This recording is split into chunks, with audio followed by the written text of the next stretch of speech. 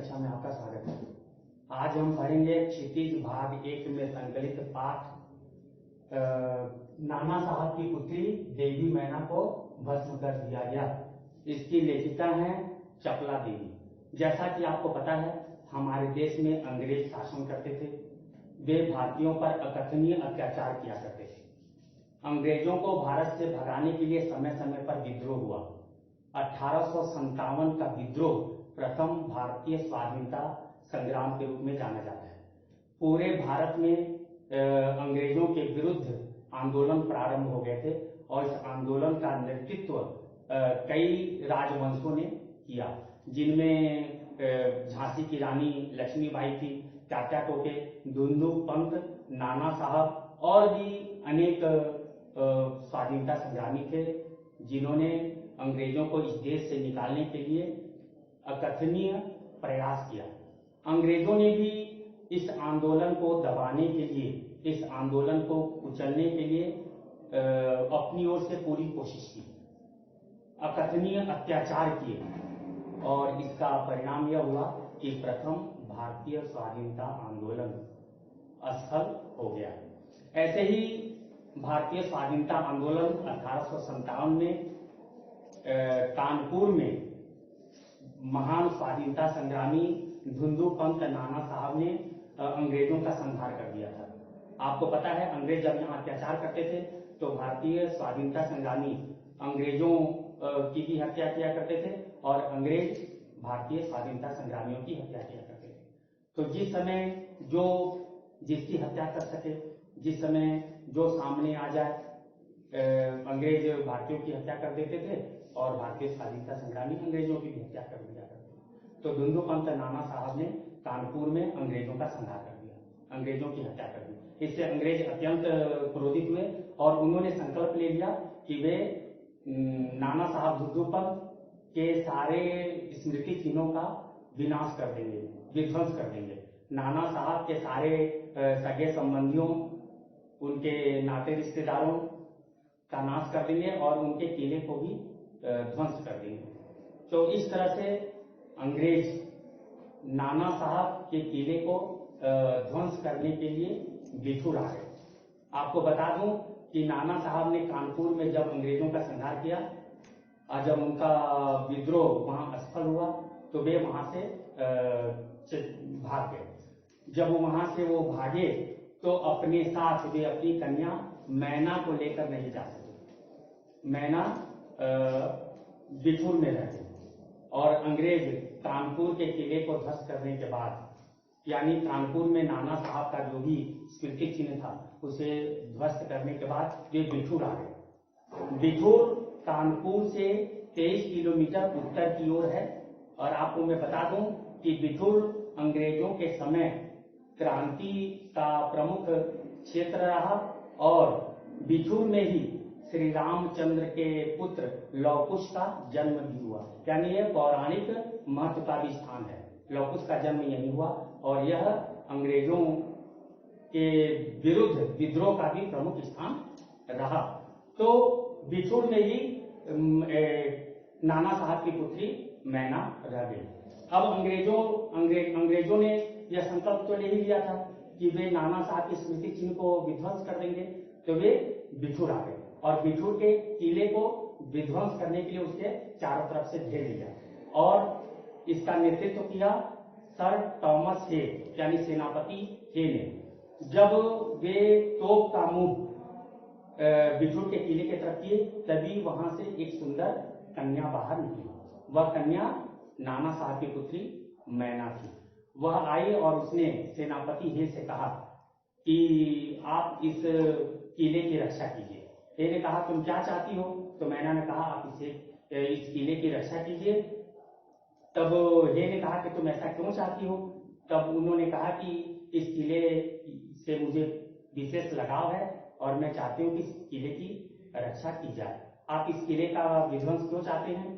तो सेनापति हे ने कहा कि नाना साहब ने अंग्रेजों का संहार किया, अंग्रेज नाना साहब पर अत्यधिक क्रोधित हैं और वे नाना साहब की हर स्मृति चिन्हों को नष्ट कर देना चाहते हैं और एक किला भी 19 स्मृति चिन्ह में एक है, क्योंकि नाना साहब का किला है, इसलिए इस किले को अंग्रेज विध्वंस कर देना चाहते हैं और मैं उन्हीं अंग्रेजी सरकार की आज्ञा का पालन करने के लिए मैं यहाँ आया हूँ। तब मैना देवी ने कहा कि जिन लोगों ने आपके विरुद्ध शस्त्र उठाया है वे आपके दोषी हैं, आप उनका नाश कीजिए, लेकिन यह जड़ पदार्थ है, इसमें जीवन तो है नहीं, यह जड़ पदार्थ किला है, इसका नाश करके आपको क्या मिलेगा। फिर मैना ने अपना परिचय दिया। मैना ने कहा कि मैं नाना साहब की पुत्री हूँ और आपकी पुत्री मेरी सहेली रही है। हम दोनों एक दूसरे से मिलते रहे, वे हमेशा मेरे पास आती रही, आप भी समय समय पर मेरे पास आते रहे।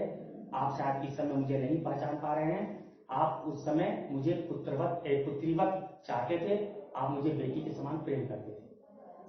आपकी पुत्री मेरी अब दुनिया में नहीं है, लेकिन उसके कई पत्र अभी भी मेरे पास हैं।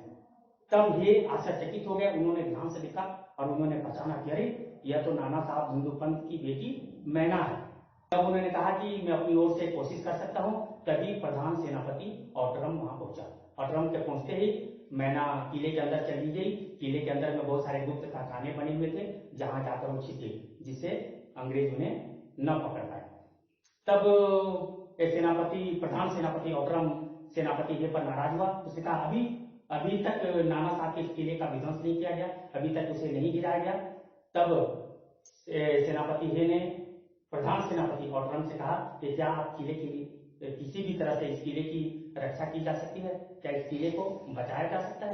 ऑटरम ने कहा कि लॉर्ड कैनिंग यानी कि उस समय के गवर्नर जनरल के आदेश के बिना, उनकी अनुमति के बिना यह संभव नहीं है। उन्होंने डांटते हुए सेनापति हे से कहा कि आप क्यों चाहते हैं कि नाना साहब के इस किले की रक्षा की जाए, इसका विध्वंस न हो। तब दुखी मन से हे वहां से चले गए। तब ऑटरम के कहने पर अंग्रेज सैनिकों ने पूरे किले की छानबीन की। पूरे किले में मैना देवी को खोजा, लेकिन मैना कहीं भी नहीं मिली, क्योंकि वह गुप्त कारखाने में जाकर छिप गई थी। उसी समय शाम के समय लॉर्ड कैनिंग का तार भी आ पहुंचा, जिसमें यह लिखा हुआ था कि लंदन के मंत्रिमंडल का यह परामर्श है, यह आदेश है कि नाना साहब धुंधुपंत के सारे स्मृति चिन्हों का नाश कर दिया जाए, उसे विध्वंस कर दिया जाए। तब प्रधान सेनापति ऑटरम के आदेश पर नाना साहब के किले को घेर लिया गया और गोलों की बारिश शुरू हो गई और नाना साहब के पूरे किले को नष्ट कर दिया गया, उसका विध्वंस कर दिया गया। 6 सितंबर 1857 ईस्वी को लंदन की प्रसिद्ध पत्रिका टाइम्स ने एक समाचार छापा कि बड़े दुख के साथ यह कहा जा रहा है कि भारत सरकार अभी तक अंग्रेजों को दुख देने वाले, अंग्रेजों के संहार करने वाले नाना साहब को नहीं पकड़ सकी है और उनके स्मृति चिन्हों को स्मृति चिन्हों का नाश नहीं कर सकी। तो यहाँ भारत सरकार कौन है? यहाँ भारत सरकार अंग्रेजों के वे प्रतिनिधि हैं जो यहाँ भारत में राज कर रहे हैं, यानी ब्रिटिश पार्लियामेंट के वे प्रतिनिधि जो यहाँ भारत में राज कर रहे हैं। भारत में जो अंग्रेजों की तरफ से शासन कर रहे हैं, वे अंग्रेजों के लिए या ब्रिटिश पार्लियामेंट के लिए वे भारत सरकार है। तो पत्रिका ने यह छापा कि भारत सरकार अभी तक नाना साहब को नहीं खोज पाई है और उनके स्मृति चिन्हों का नाश नहीं कर पाई है। यानी यहाँ पे वे यानी भारत में अंग्रेजों के प्रतिनिधि यानी पार्लियामेंट के प्रतिनिधि के रूप में काम कर रहे जो गवर्नर जनरल हैं या प्रधान सेनापति जो भी यहाँ पे शासन कर रहे हैं, उनके ऊपर कटाक्ष किया गया है कि वे अपना काम सही तरीके से नहीं कर पा रहे हैं। उसी तरह हाउस ऑफ लॉर्ड्स में एक रिपोर्ट छपा, एक रिपोर्ट पढ़ा गया, जिसमें यह कहा गया कि सर थॉमस हे जो अंग्रेज होते हुए भी अपना पूरा जीवन अंग्रेजी सत्ता के हित में युद्ध करते हुए उन्होंने बिताया, लेकिन आज इस वृद्धावस्था में वे एक महाराष्ट्रीयन बालिका के मोह पास में फंस गए हैं और वे उसकी रक्षा करना चाहते हैं। यह उनके लिए कलंक की बात है। अंग्रेज सरकार यह चाहती है कि नाना साहब के सारे स्मृति चिन्हों का नाश कर दिया जाए, उनके सारे सगे संबंधियों को जहां वे मिले वहीं उन्हें मार दिया जाए और उस महाराष्ट्रियन बालिका मैना को सर थॉमस ये के सामने ही फांसी पर लटका दिया जाए, क्योंकि वे उसे बचाना चाहते थे। सितंबर 1857 में ही प्रधान सेनापति औडरम ने बिठूर का किला विध्वंस कर दिया। उसी विध्वंस हुए किले के खंडहर पर चांदनी रात में बालिका मैना उस खंडहर हो गए किले को देखकर विलाप कर रही थी। पास में ही सेनापति औडरम और उसके सैनिक विश्राम कर रहे थे। बालिका मैना के रोने की आवाज सुनकर सैनिक वहां आए। उन्होंने देखा कि एक बालिका खंडहर में बैठे विलाप कर रही है।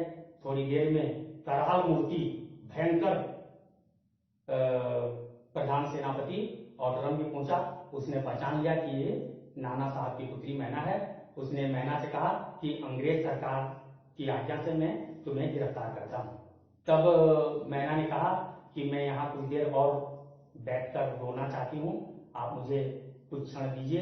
लेकिन सेनापति नहीं माना और गिरफ्तार करके मैना को बिठूर से कानपुर के किले लाया गया। मैना कानपुर के किले में कैद कर ली गई।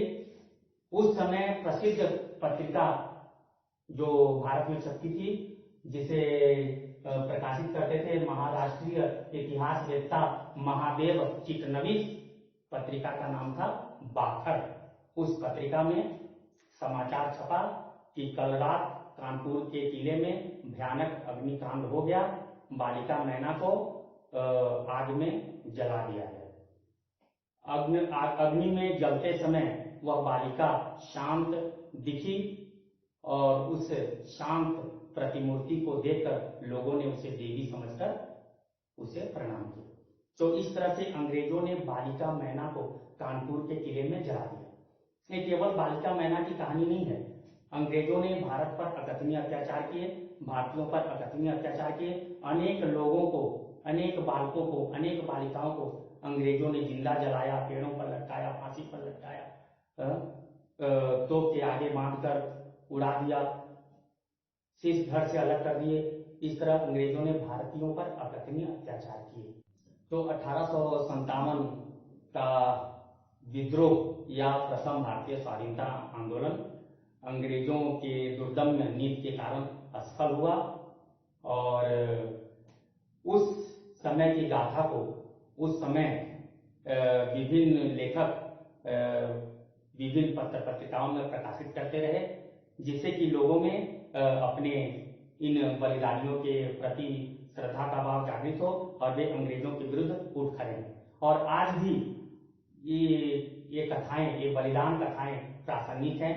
इन्हें आज भी हम पढ़कर अपने उन बलिदानियों के प्रति श्रद्धा का भाव रख सकते हैं, जिन्होंने भारतीय स्वाधीनता आंदोलन में भाग लिया, जिन्होंने भारत को अंग्रेजों से आजाद करने के लिए, स्वतंत्र करने के लिए अपना सर्वस्व बलिदान किया।